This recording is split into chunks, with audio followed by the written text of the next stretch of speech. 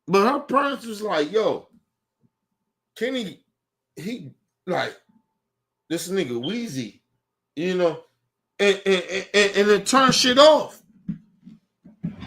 You know what I mean? It turned shit off with her peoples.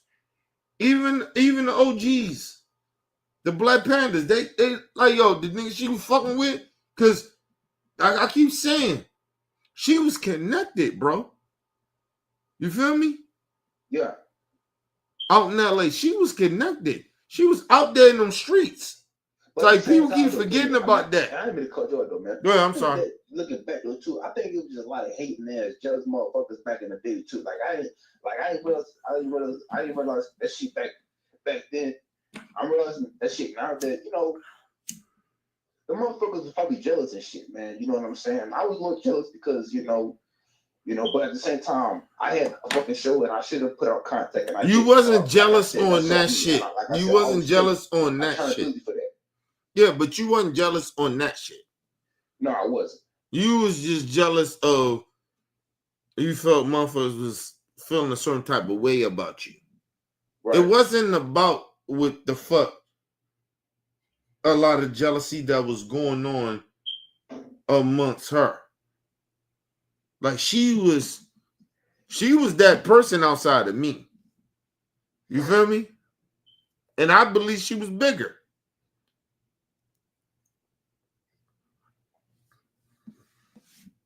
You get what I'm saying?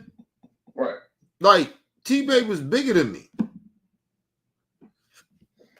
Like she would have, like, listen, at that time, I was who I was. But fucking with T-Baby, I was bigger fucking with her. And I think she knew that. I don't think she knew that. Put it that way. I don't think she knew that. But I think her family did. And her family was like, you gotta stop fucking with that nigga. Talking about me. Because of Weezy. I know that for a fact. I know that's why her family was like, yo, you gotta stop fucking with this nigga Kenny. Because he keep allowing this nigga Weezy to keep coming in like he's somebody. And I'm loyal, right? Weezy my nigga. I'm fucking with him. I'm not knowing fully this nigga is doing some fuck shit. I'm not knowing it, but I'm so fucking with him because it's my nigga. And the whole time I should be fucking with her. I should be listening to her and her peoples. But I'm so loyal that I'm like, yo, I gotta ride with Weezy. That's my nigga. Like, you see how loyal I am? Yeah. That nigga fuck shit up. He fuck shit up. So when niggas be like, oh, you calling Weezy out now, you saying this shit. No, Weezy a drunk, bro. He haven't changed. Like, yo, how long we been knowing Weezy, bro? I'm gonna say what, 7 years, 8 years? 10 years. 10 years. 10. I can't say 10 years because I'd be lying. And I hadn't been a part of this. We shit 10 I years can't say 10 in years. with Weezy. I'm gonna say like maybe 7, maybe 8 years. No, we 10 in. We 10 in with Weezy. We 10 years in him with him. Nigga ain't never changed. Tell me how Weezy changed. No, he has not changed. I listen to you, bro. Listen, no, seriously. At all. I listen to you. Tell me how he changed. I'm telling you that nigga ain't changed, man. All right, so what we supposed to do, bro? Well, I'm just asking the question. I'm just asking. What we supposed to do with this nigga? Yo, we good. But go ahead, I'm listening. I mean, like I said, I don't fuck with that nigga. So, I can't speak about it, but I don't fuck with that nigga, man. All the shit he's been doing on the show. And it ain't just on the show, you know what I'm saying? And I don't want to put this shit out here, man. Hold on, give me 1 sec. Give me 1 sec. Man, Hold on. I'm gonna put this shit out, man. Fuck it, I'm gonna go put this shit out. Hold on.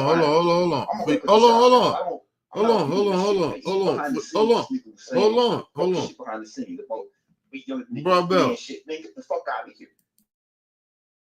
Hold on, give me 1 second.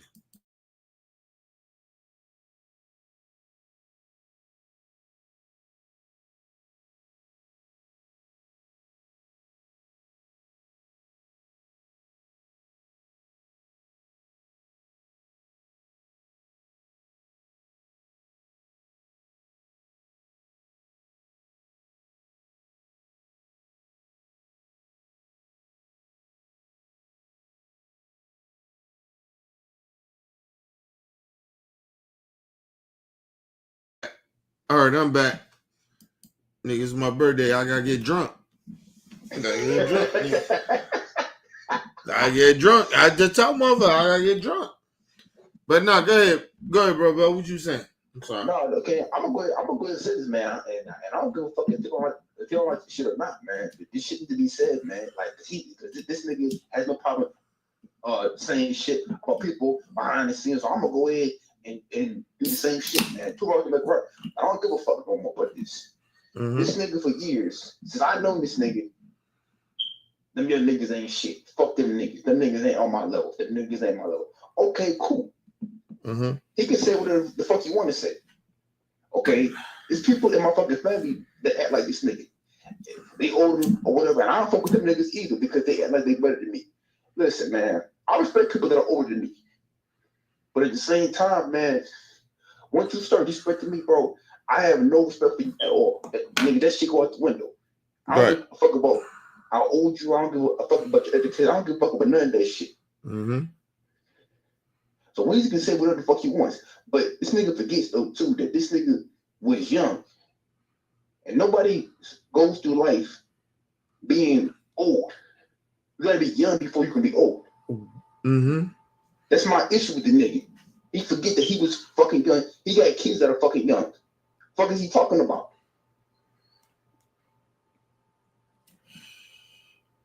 Can I say this then? Can I say it? Yeah, go ahead and say it, man. Listen, that's why him and his kids ain't close. Like, yo, you don't get to disrespect the youth. When you like, it's almost like you forget about the nigga you was young. Like that's like me, right? Like if I disrespect the youth like that, nigga, would you respect me anymore? I would not. And nigga, we would be done after that. It would be no conversation after that. Right. And that's what I'm saying. Like I respect the youth, but I don't let the youth pretend that nigga, I'm an old nigga too. Like, you get what I mean? Like, yeah. Like, nigga, I got wisdom here. I'm telling you niggas that you shouldn't do certain shit. Like, but I don't disrespect the youth and like y'all ain't a part of society. Right? And that's how Weezy comes off. He's acting like, oh, these niggas can't tell me shit. They ain't shit. I don't give a fuck about them niggas. They ain't nothing. They ain't nothing to me. Because, nigga, they ain't live long as me. But, nigga, you was their age, though. And that's how, like, Weezy come off as disrespectful. And that's why I said, fuck that nigga. That nigga listen, he fucked a lot of our shit up. I'm going to tell you that on me. He fucked a lot of our shit up because he just so disrespectful. But at the same time, you know what? I can't fully blame him because I allowed it, if that makes sense. Yeah. You know what I mean? So I can't just fully blame him. I gotta blame myself because I was like, yo, I let this nigga just come in here and just disrespect everybody. And so now, like when he called me. I ain't see it, but he called me. And then I finally seen it. I was like, yeah, okay. Nigga, call again. Like, I don't give a fuck about Weezy like that. Like, yo, it's like, yo, you're not that guy. You so disrespectful to everybody, yo. Like, nobody cares no more. If that makes any sense to you. Yeah. Like, I don't even care. Like, for me, like, you know how I am. I don't let no young nigga disrespect me. You feel me? Right. But at the same time, I show respect to the young niggas. You know what I mean? That shit, it's like a balance. You know what I mean? I'm not going to sit there and act like, oh, nigga, these niggas say some shit to me. It's not no balance there. Like, because you can't say no disrespect shit to me, nigga, and we ain't going to have no problem. You feel me? But at the same time, you know I ain't going to disrespect you like that because I know better. Like, I ain't going to disrespect you like that, bro. Like, you know what I mean? Right. Because I don't listen. I'm not young no more. Right? So you got some young shit. Y'all know some young shit that's going on. Nigga, that's what it is. And I respect that. But at the same time, nigga, don't disrespect what I bring to this shit. Cause nigga, y'all don't know every fucking thing. No. And I don't try to pretend like I know every fucking thing is because I don't know shit. You know what I mean? I'm not gonna say I don't know shit, man, but I don't know every fucking thing because I've not been around. I've not been on this planet long enough. So like I said, I was trying to learn all I can from people that are older than me because y'all have seen shit, and you know that y'all seen shit, and y'all are older, and y'all have the wise and the wisdom and shit that we young niggas don't fucking have. Yeah, but y'all do have the shit that y'all have, right? Like y'all are young. Yo, y'all embrace of a lot of shit that we don't even understand now, right? So Right. I don't sit there and pretend or get mad at y'all because y'all know some shit. Like Weezy try to do a lot of times. He get mad at niggas, you young niggas, because y'all know what the fuck is going on, right? I'm not mad at that. I'm like, yo, tell me about what the fuck is going on. You know what I mean? Like, I want to know. So if I do get in a situation, nigga, we can, like, I know how to move. You get what I mean? Right. He just this old nigga that want to be mad about shit. Like, nigga, ain't nothing to be mad about. Not with the young niggas. I'm not mad at the young niggas. Nigga, they doing what they supposed to do. Right? And at the same time, yo, I've been old. I've been y'all age. You know what I mean? I've been going through shit that y'all been going through. So what the fuck am I mad at y'all about? You understand what I'm saying? Yeah, and and I understand though too that the OGs and the older niggas, they're not gonna like everything that young niggas do. I get that, and I respect that. You know what I'm saying? And it needs to be like a balance though too, because like it ain't just a old niggas. Young niggas don't like old niggas too. So like I said, it's a No, don't get that shit. No, let me say this. I can't say, huh? No, don't say that. Let me be very clear about that. Old niggas don't hate young niggas. Right? That we know better. Right? The niggas that's old hate young niggas because they can't relate. Right? You understand what I'm saying? Yeah. Like, right. You fuck with me, do I relate? Yes. Okay, so it's a difference. I can't say that. Yeah, you can't say that. Like, them old niggas that you talking about, they just can't relate because they old niggas and they don't want to relate. They want to be mad. They want to be upset. Like, oh, I can't believe these young niggas coming out here saying this shit and they wilding. Like, nigga, remember I told you a long time ago, right? Remember I told you. I said, yo, these old niggas, they would never understand y'all. They would never, because they can't understand that y'all young, right? Y'all doing what y'all doing. They never can understand that because of the simple fact that, nigga, hey man, who the fuck is going to be gangster like that? Y'all in some gangster shit. Right? Am I lying? Am I making this shit up or not? Yo, y'all gangsters. Y'all in that gangster shit. What are you talking about, gangster? What are you talking No. What I mean is, understand what I'm saying. Y'all in that gangster shit. Right? Like y'all into the lifestyle. right? If that makes any sense, Like, right? talking about gangbanging in the street shit. Okay. No, I get what you're just talking about. going through that lifestyle. Just going through the lifestyle. Okay. We ain't No, going you're right. through. No, you're Listen, right. listen. Me myself, right? What the fuck I'm going through with some shit that y'all going through at a motherfucker that's 40-something years old? Am I going through something that you going through on some gangster shit? No. Right? And I'm not saying what I mean by that on some gangster shit. What I'm saying is I'm not going through what you're going through, bro. You know what I mean? Ain't nobody like I'm not going through that. Right? So when you talk to me, you talking to me on some shit that you going through in your life. That's gangster shit. That's gangster.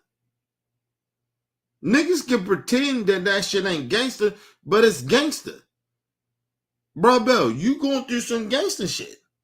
I don't know nothing about that. No, I mean, I'm gonna be real. I don't agree with that because when I do gangster shit, my nigga. Okay, I go ahead. think Tell me. shit. Explain to me why I'm That's wrong. not true. That is not fucking true. What you just said. Okay. Let's Explain just to be me. real, man. That's not true. No, explain to me. Explain to me.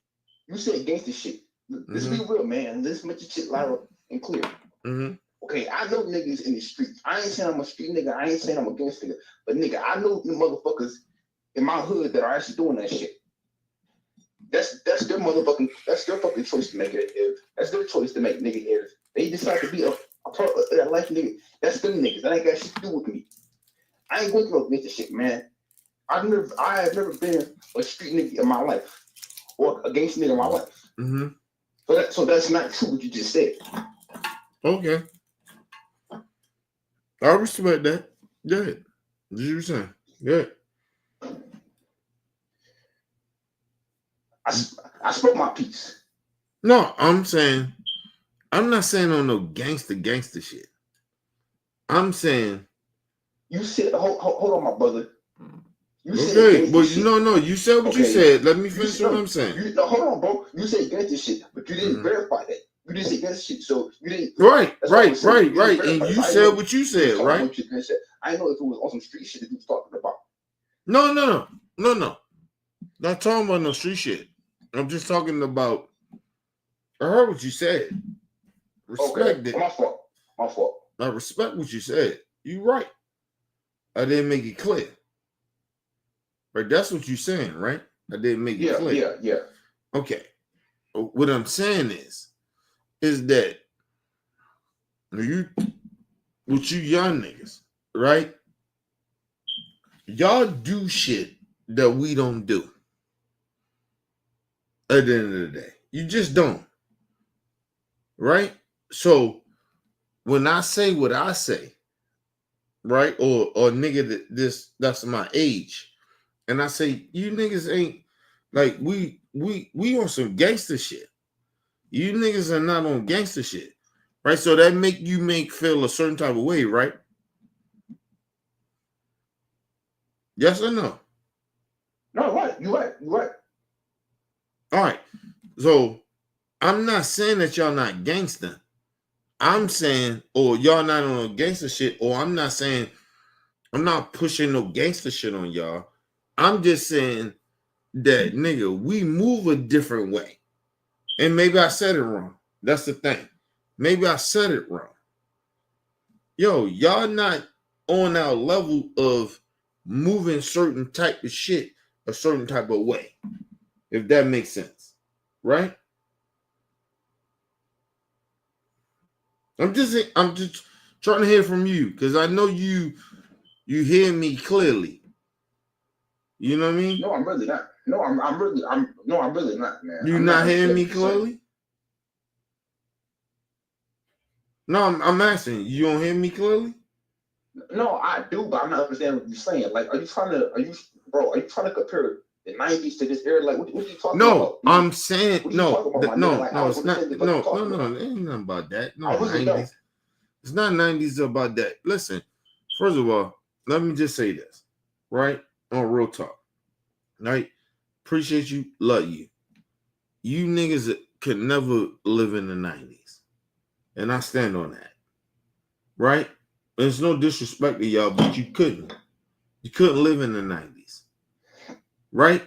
Now, 2 is, right? I'm saying to you is that, yo, I get that you don't understand what I'm saying. Right? You hear me? Yeah, I'm listening. Go ahead. Right. So now, if you don't hear what I'm saying, so you can't understand what I'm saying.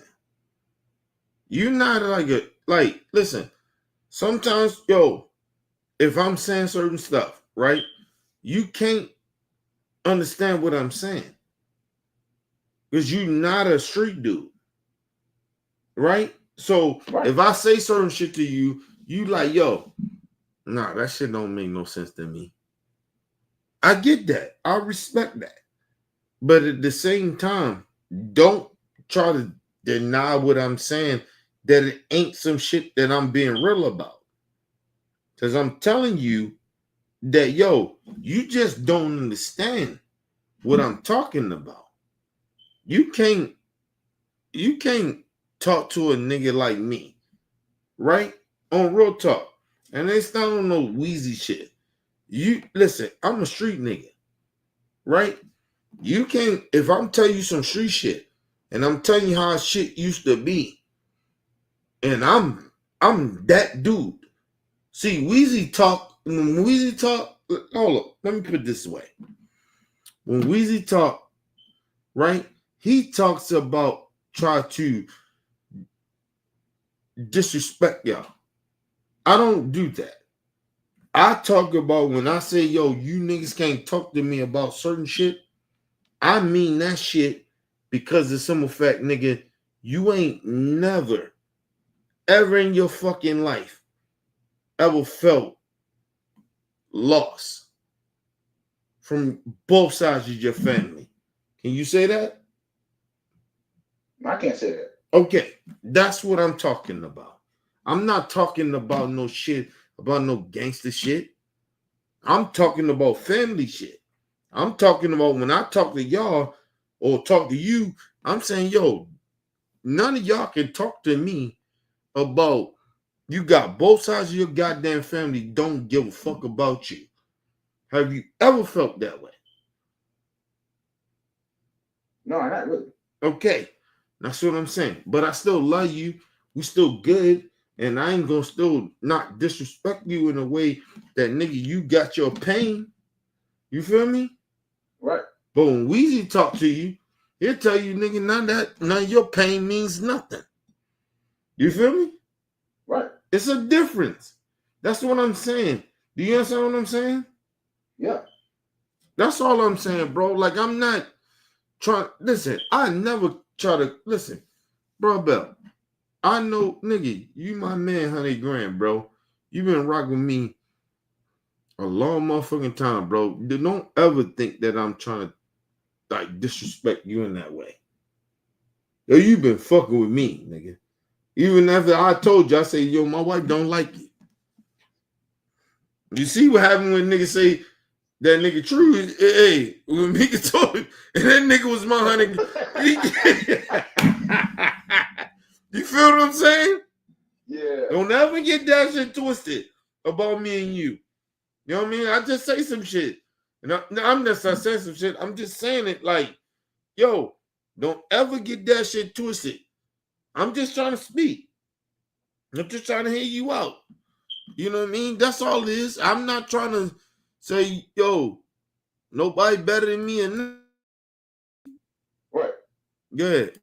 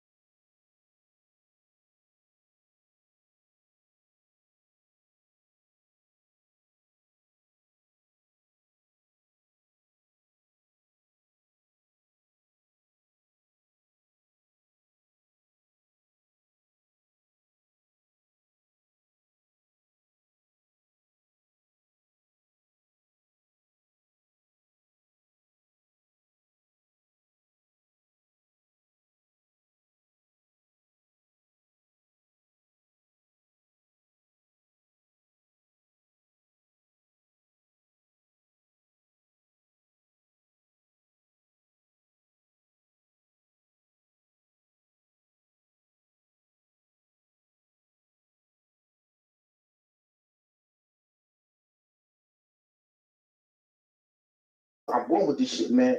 That's what kind of maybe, you know, I ain't gonna say maybe mad, but it hurt me and the disappointment when it came to this OBO shit or motherfuckers that turn. Because I actually had respect for these niggas and love for these niggas, and these niggas just fucking left for whatever the fuck reason they had. Mm-hmm. You know, I'm always gonna feel some kind of way about that. There's no way that I'm not going to. Yeah, I'm listening. Yeah, bro. Listen. And they can lie, and they can lie and say whatever the fuck they want to say. Like I said, I never talk to any of them motherfuckers again. None of them motherfuckers. They ain't no conversation had with none of them niggas at all. Yo, you just a nigga that we just be honest. You love me. I love you. I get that, bro. But they won't see that. They won't see it like that, bro. You feel me? Yeah. They just won't see it the way you see it. You know what I mean? And we've been through this shit a long time. Like, we've been beefing. We beef. Now, these motherfuckers, like, they just won't see it that way. I'm just saying, bro. You hear me? Yeah, I hear you. And they won't see it the way you seeing it. I'm just saying. Yeah, but bro, if family beef, you're supposed to squash that shit. That's all I'm saying. For whatever the fuck reason it is. Now, I understand that people may need, a few. I understand that people may need a few days, a few months, whatever. Mm-hmm. But a whole fucking year or 2 years, that's bullshit. I'm gonna be that's bullshit, man. If it's 2 years, man, then them motherfuckers really ain't fucking family, bro. Like on real shit, they ain't fucking family. Yeah. And I stand by that. Yeah, we did go out. What we got about it almost close to a year. Yeah. Yeah, we did do that though. But we ain't going the whole year though. I can say that. We ain't me and my brother Bell. My brother Bell. We ain't never go whole year though. You know what I mean? And shit. And at that time, nigga, the Weezy had a lot of say too. You feel me? Yeah. So it was different too. Like I always tell people, it was different. Like, yo, Weezy was sitting there, oh, we should not fuck with Bro Bell no more. You know how it was. Yeah. Yeah, so that's my thing. Like, yo, man, my man Bro Bell, yo, we've been through a lot. That's why I'll be telling motherfuckers, like, yo, that's my brother. Like, anytime I call him, whatever, yo, nigga, we good. Like, cause we've been through a lot. You know what I mean? Yeah. Am I lying about it? Like, no, you're right. You're right. Yo, man. we've been through a lot. Sins and shit about certain shit I said, or you said it, man. We say fuck each other, and next thing you know, we cool again, man. Like, I mean, it ain't no bad blood. I mean, if I'm willing to pick up the phone and call you, you call me, man. We good. I mean, I don't be trying to hold on the beefs and shit because that shit ain't healthy, man. Like, mentally, that shit ain't healthy, man. And life is too short for that. No, my thing was we said some fuck shit to each other. That's my thing. Yeah. Like, I get everything else, but we said some fuck shit to each other. Like, you said some shit to me, I said some shit to you, and I was like, yo, fuck that nigga, man. Fuck. You like, fuck that nigga too. Like, you know what I mean? Like, that shit went real left. And I'm like, yo, if me and my brother, and this is my brother, I'm talking about Bro Bell, like, this is my nigga. If me and him can get over this shit, why the fuck the rest of these niggas can't get over it? That's my point. Like, you know what I'm saying? I ain't trying to be with niggas. Like, that ain't my thing, bro. You know that about me, Bro Bell. Like, you know how that is with me. Yeah. Like, I don't want to be mad at nobody, bro. Like, I don't want people to be mad at me. You know, if we can squash that shit, let's squash it. But yeah. There's only two niggas. Go ahead, I'm sorry. There's only two niggas that you don't fuck with. Jury's like, there's only two niggas. Yeah, but I don't listen. One of them niggas I don't give a fuck about. I don't give a fuck about that nigga, Rick Jr. Nigga, that shit's a rap. I don't give a fuck about that nigga. I swear to you, like, yo, on some real talk, just me Me? Nigga, I smack shot that nigga. I don't play with that nigga. Like I don't fuck with that nigga like that, yo. Seriously. Because I know what he tried to do. He tried to separate us from fucking with each other. I know what he tried to do. Like, he was one of those niggas that I knew what he was trying to do. You feel me? Yeah. So, nah, that nigga Rick Jr., fuck that nigga. I stand on that shit, nigga. I don't give a fuck about that nigga at all. I don't like that nigga. And we would never be cool. Ever.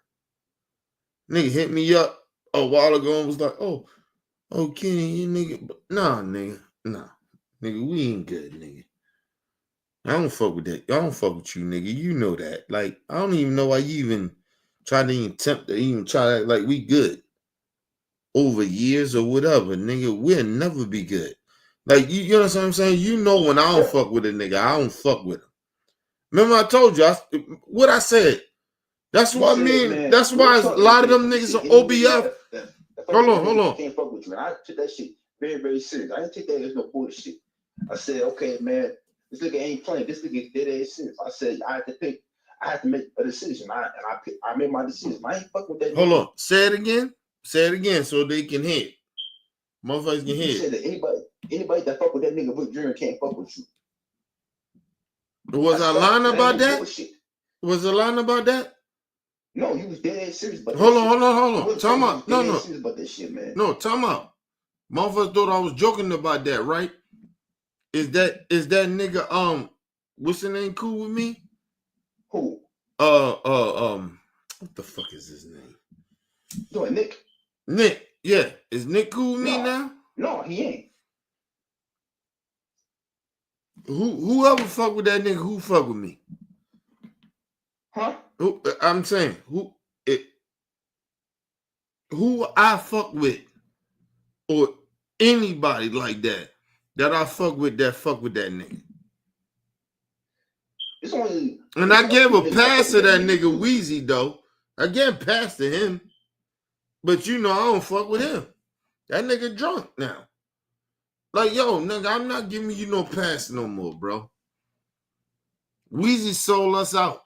Now, I'm going to say that shit straight up. But go ahead, bro. I'm sorry. No, but it's somebody else that told me that they fuck with that nigga. What's that nigga name? He used to always pop up too here and there. What the fuck is his name? True. Where am I going? Huh? True fuck with him. No, not that nigga. No. What the fuck is his name? Not True. What the fuck is that nigga name? He used to be coming talking black issues to fuck is his name? Why am I going blank? I can't remember what the fuck his name is, man. I don't know. But I ain't fuck with him. That nigga Cali. That's who I was talking about. Cali. That's that nigga, yeah. It just hit in my head. That nigga. I don't fuck with him. That nigga told me the same shit. Oh yeah, man, I'm cool with Rick Jr. Okay, well nigga, I'll be serious. I said, okay, you fuck with that nigga, okay, bro. So now I know what kind of nigga he is. He told me this shit like a few years ago. So what up? Now, what I say, bro, Bell? You said fuck that nigga too. Fuck that nigga too. I don't fuck with niggas that fuck with that nigga. I can't fuck with you. Sorry, bro. That shit is what it is. Fuck you niggas. And that's why I don't fuck with Weezy. Like, nigga, you still fuck with that nigga. Like, nah, bro. Like, we not good. Like, that nigga tried to destroy OBF.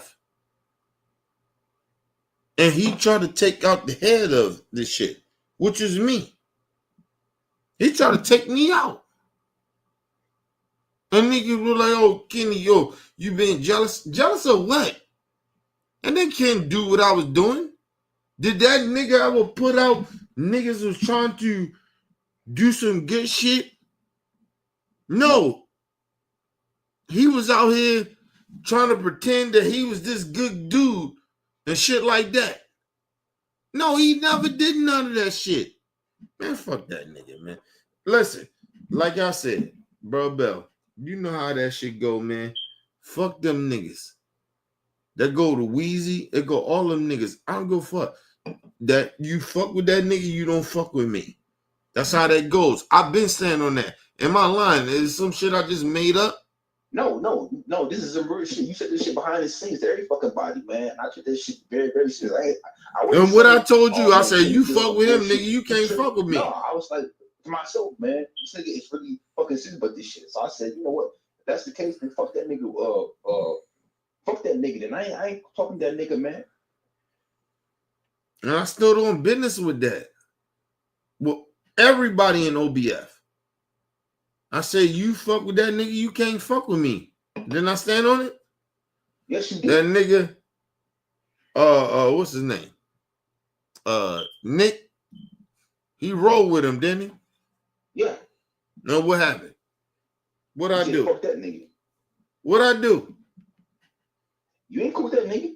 I said, what I say? What I say though? Fuck that nigga. And that's how that chick goes. Fuck that nigga. And still to this day, fuck Nick. I stand on that shit. I don't give a fuck about them niggas. Listen, them niggas playing. You gotta be real about the niggas you fuck with. When I fuck with my niggas, I fuck with them. When I fuck with you, bro, Bell, do I fuck with you like that? Yes, we cool. Ain't no bad blood, man. It ain't no bad blood. Ain't no jealousy. Ain't no hate. Ain't none of that shit. You remember? Did I tell you? I said my wife don't like you like that. What happened? What happened, bro, Bell? You didn't say that. Did no, but did I tell everybody what happened when I said it to you? Did I change? You told me that your wife didn't like me, man. You told me that shit many times. Yeah, but did I change? No, you did not. Who fuck with you? Don't I fuck with you? All them niggas do. But do I fuck with you? Fuck everybody else. Do I fuck with you? Yes. Do that got anything to do with my wife though? It does not. Nothing. I still fuck with you, don't I? Right. And she may feel whatever the fuck she feel. But do that got anything to do with how I fuck with you? Yes or no? Yes. What you mean yes? Huh? What you mean? You say yes. No, hold on. What's the question again? No, hold on. I said, do that got anything to do with how I fuck with you? Because my wife said whatever the fuck she said. She don't fuck with you. No, she does not. And how I treat you. Like the fucking how I treat you, how I go off. I don't treat you no different. We good. It ain't no bad blood. We all good, ain't we? Right. Right. So I want to ask these niggas that act like they mad at me because Mika don't fuck with them. What they got to do with it? It ain't got shit to do with nothing. You know my wife feel a certain type of way about you, right? But they ain't changed shit about me. You told me that shit, man. As long as I've been OBF, you told me that shit, dude. And in the beginning, I was mad about it. But as time went on, I said, you know what? That's how she feels, man. I can't change how everybody feels about me, man. I'm cool with the motherfuckers that I'm cool with. We still right. Cool. Ain't no bad blood. But who says fuck that shit though? Do I? You would say that. Huh? Huh? Don't I say that? Yes. Okay. I don't give a fuck. Listen, I love my wife, right? But you my man, 100 grand. They got nothing. I don't give a fuck what she talking about. I know what you about. I know we good. Right? I know when some shit happens or whatever, nigga, you always with it. So I don't give a fuck. Listen, I love my wife. Don't get that shit twisted, nigga. I'm always comfortable. Right? But when it comes to niggas I fuck with, yeah, my wife got a say in it. But I'm if I know what you about, I know what you about. You feel me? Right. I know what you about. I can fight for you.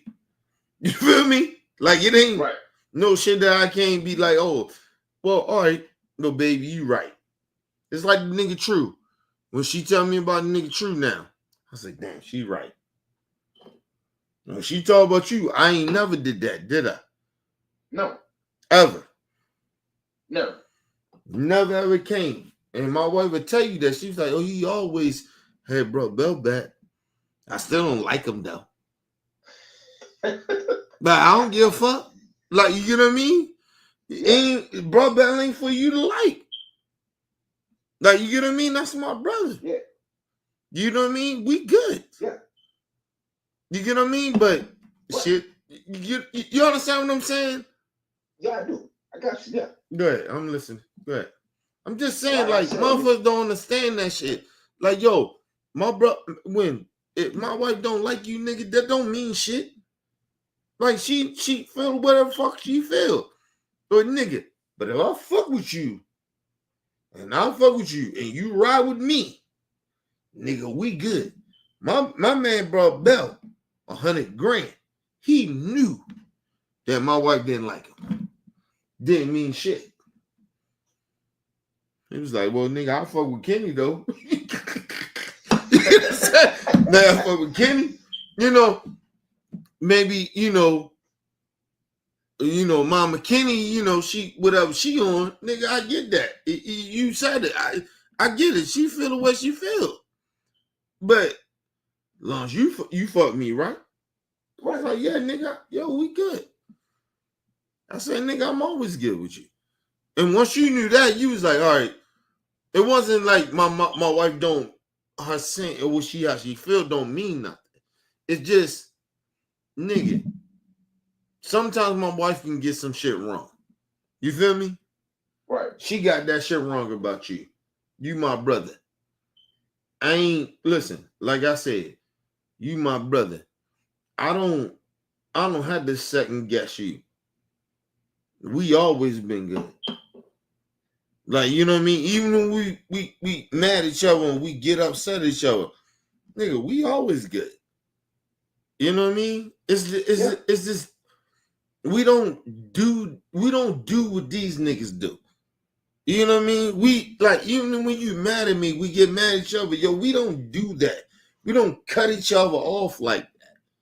And that's what I love about you.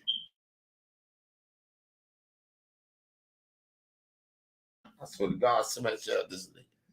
Like, you know what I mean? And I said some bullshit, like Right. when it came to, and I'm gonna keep bringing this up. When it came to the street shit, I felt like on real talk, I feel like I fucked up on that, and I shouldn't have said that. You know what I'm saying? And I always own that, and I always take accountability on that. I shouldn't have said that. You know what I'm saying? But like I said that I wish I could take this shit back, but it's out there. No, but you said what you said. You felt that way. But what I say, nigga, if you don't think I'm a street nigga, I'll prove to you. I'll give you some shit to show you, nigga. That's what I said to you, remember? Yeah, you did. I said, nigga, I ain't got to sit there and argue with you. Nigga, I know. And that was the same thing with Shay and them. Like, nigga, you think I ain't that nigga? Nigga, I got motherfuckers. Listen, remember I was talking about this shit. I said, yo, I got motherfuckers in my motherfucking space that don't even fuck with me like that. Right? My family members, they don't even fuck with me like that. We ain't cool. But they'll tell you, oh, yeah, he was like that. Oh, that nigga, Kenny was like that. You even talk about some street shit. Yeah, I was like that. You know what I mean? But I don't give a fuck about that shit. Listen, I would tell my family don't even speak about that shit because I ain't even, like, that ain't even me no more. Talk about the positive shit about me, what I do, but they can't do it because they all see me as a certain type of way. You get what I mean? Right, yeah. So I don't even want them to even talk to me or talk to you about some fuck shit or some gangster shit. I don't even want them to do that. Like, you know what I'm saying? My how I am. You feel me? Yeah. So that's my thing. I'll be trying to tell people that, like, but don't get that shit twisted, nigga. If I have to have them to talk about it, my people will talk about that shit. Cause nigga, that's all they know me about. They think I'm a yo. They don't even fuck with me like that. My fucking family don't fuck with me like that, bro. They'll think yo, motherfuckers don't understand that shit. Yo, they don't even like me like that. I'm a gangster nigga to them. Like, yo, they don't fuck with me like that. Like everybody be thinking shit. They don't. Listen. My wife know me. My wife don't even know me as a gangster nigga. Do you understand that? Yeah. Like she don't even know me when I was out in the streets like that. She don't even know me like that. But she don't play with me like that. Cause she know from my family, cause they be like, yo, he was like that in the streets. Like, don't play with him like that. Like, you know what I mean?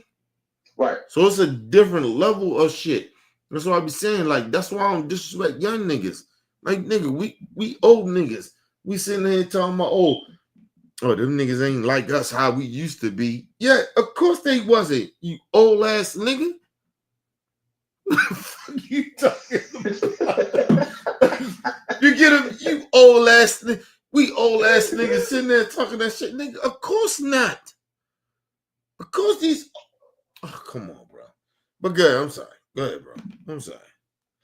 I mean, like I said, man, I feel like I crossed that line, you know what I'm saying? You know, and started the beat and shit. And I wanted to, like I said, you know, I wanted to squash that shit, you know what I'm saying? And we squashed that shit. Because like I said, I'm not this person to be holding beats with people. If I don't fuck with you, I don't fuck with you. And there's plenty of people I don't fuck with, even in my family. I don't fuck with cousins and uncles. That's because of certain shit. Okay, even when it comes to motherfuckers that was part of old bill, I don't fuck with them niggas either, you know, but fuck shit that they did. Okay? Right. So, you know, but like I said, the thing about me though too is that I don't like to judge people because of what they did in the past. I try to judge people on what they're doing now. That's who I am. I just think that a lot of people don't understand that. Sometimes we gotta stop judging people on their past. I think that's what this whole shit is about. You know what I mean? Because you don't know who the fuck motherfuckers really is. You know what I mean? Right. That's why I don't never disrespect you.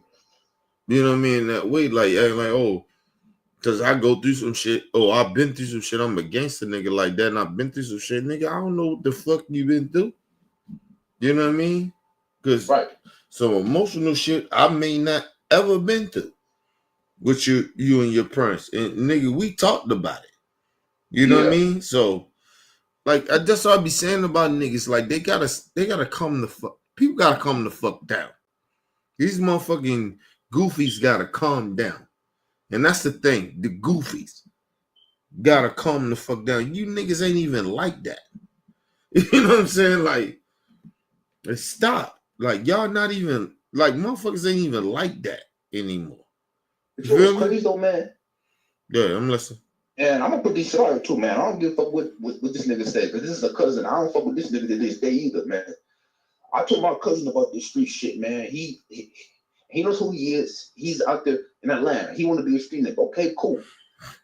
But I noticed this shit about this fuck nigga, man, that he is. Anytime that he gets into some shit, bro, with his niggas, he want to run it back to the fucking family. Nah, nigga, that's not how that shit go, man. If you a street nigga, you a street nigga all the way, nigga. You don't front to the fucking family, man. But you into some shit, man. Like, are you with this shit? Are you with this shit? Or not? But you gotta put that work in. Yeah. That's what I'm saying. Mm-hmm. This bitch ass nigga gonna tell me, all street shit is something dope. That's bullshit. That's not all of this, man. That's part of it. Listen, I ain't never been a nigga that both of my families scared of me in a way because of their shit. You feel me? It was some shit that I did. You know what I'm saying? So yeah, I ain't listen. Those type of motherfuckers, they just trying to get rep. You know what I mean? Like, I ain't trying to get no rep. I don't give a fuck. Like, nigga, I'm cool, nigga. Like, my people's who they are. I know who they are. They know who they are. But I ain't gonna try to sit there and pretend to like them. Like, even the people that I give respect to, nigga, they was more gangster than me. Like, I never sit there and act like I was more gangster than them. Nigga, they put in more work than I did. You feel me? And so for niggas to sit there and be try like for me, like sit there and try to pretend like, oh, I put in more work than them. No, I didn't. Not with my motherfucking family. Yo, my family was like that. Niggas didn't fuck with me because of my family. You know what I mean? Right. I got a reputation because of them. And so I never take away from what they say. That's why I say, like, a lot of my family, they scared of me because I always give them props. You feel me? Right. But they know what I put in for had niggas a little fear of me. You know what I mean? If that makes sense, right? Right. Yeah. They know. They know that shit. That's why they fear me. That's why my family fear me the way they do. Because they know, like, nigga, I give all the props to them, nigga. I wasn't that gangster nigga like that. I never acknowledge that I'm that gangster dude. I'm never that gangster dude like that. But if you play with me, I'll kill your whole family.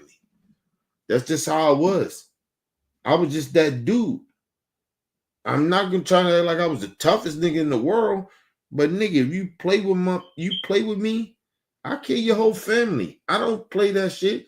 Listen, and it's the same shit now. Like, I haven't changed like that. You play with my motherfucking daughter, and you play with her life like that, and you just play with her like that, nigga, I will kill you. You ain't gotta worry about nothing else. I don't give a fuck what you talking about. Nigga, I kill your whole family.